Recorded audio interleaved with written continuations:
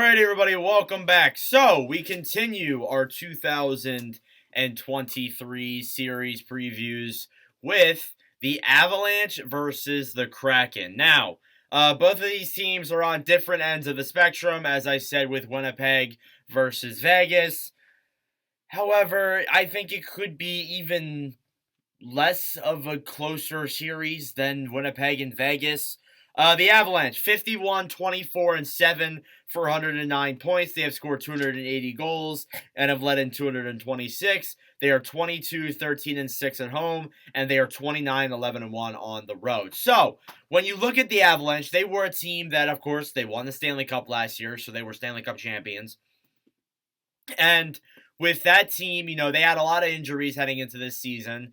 And towards the beginning of the year, they weren't a team that was really good. They were more or less like a second wildcard spot team. They were basically in Seattle's position for a while, but then they really picked it up when McKinnon came back.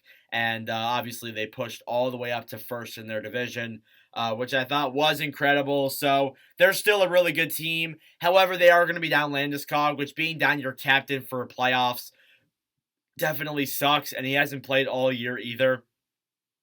So it definitely blows there for the Avalanche. The Kraken, many people, honestly including myself, didn't expect this team to be here, but here they are. A 46, 28, and 8 record for 100 points. They have scored 289 goals and have led in 256. They are 20, 17, and 4 at home, and they are 26, 11, and 4 on the road. So the Kraken, obviously, quite a story out of them.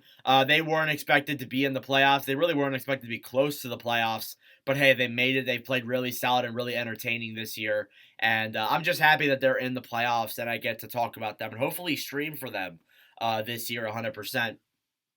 But yeah, these two teams, even though the Kraken have had such a great story, they don't look as deep and as talented as the Avalanche do. And that's no disrespect against the Kraken, but when you look at this Avalanche team, they just won the Stanley Cup last year, so it's hard to really beat that if you're a wildcard one team.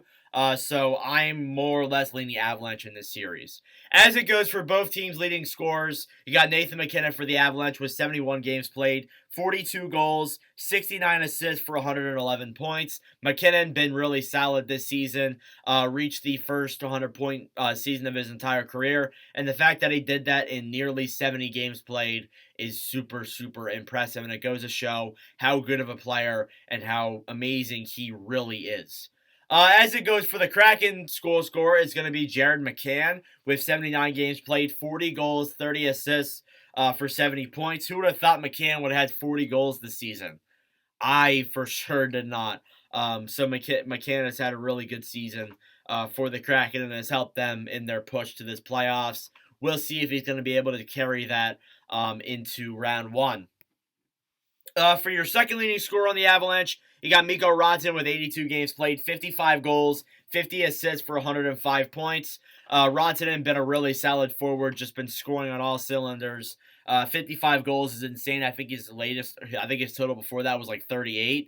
So he's definitely broken that record by a pretty solid margin. And I definitely expect him to carry his insane play into the playoffs. And the fact that he played the full year just goes to show how at points this season he carried the Avalanche 100%. So I definitely expect him to do that in the playoffs as well, especially with no Landeskog.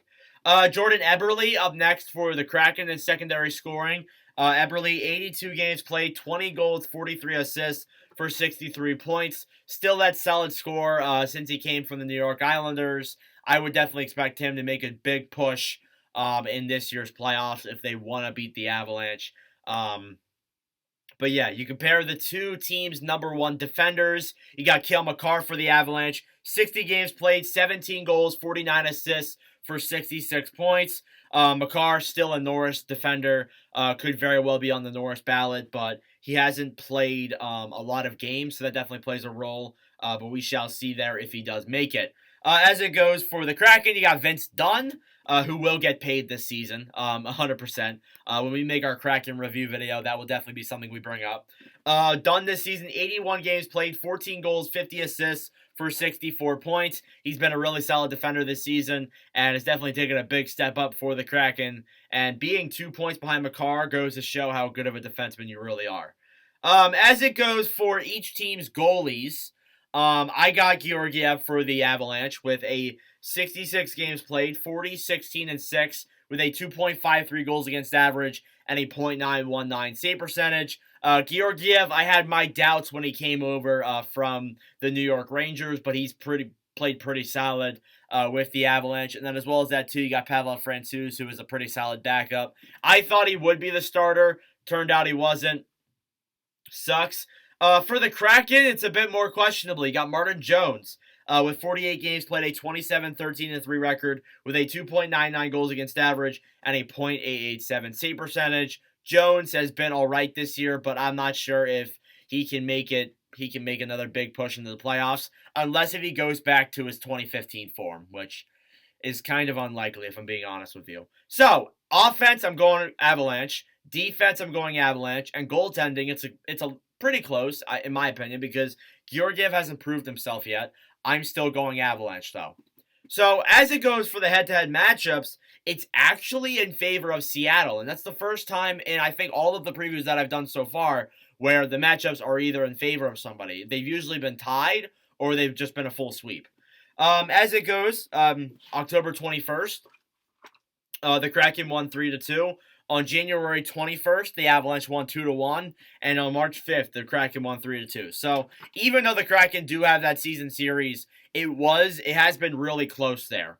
Obviously, all those games were 1-goal differences, so I expect that to play a role in the playoffs, and that is why, even though I think the Kraken have had a great story, they've had a great season, I'm still taking Avalanche in 5. Now, would I like to see the Kraken go far? Absolutely. I would love to see them win it in their second season. It's something that I would love to see happen. But really, I just can't see them beating a team like Colorado that is so electric and so good. I just really can't see it. So let me know your thoughts down below in the comment section. Thank you all very much for watching. We got one more preview left after this. It will probably release in a little bit. It is the Minnesota Wild and the Dallas Stars. I think that will be the most entertaining series. But anyways, thank you all for watching. For Sports Late, and I will see you guys in the next video. Adios.